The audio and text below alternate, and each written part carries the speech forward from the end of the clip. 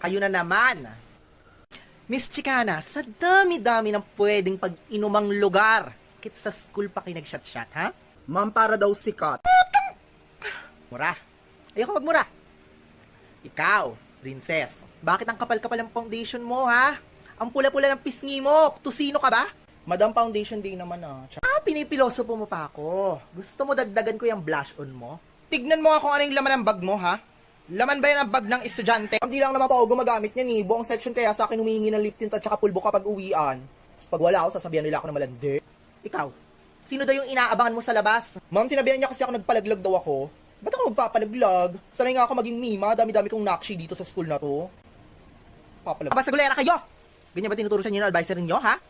Isa ka pa, Camille.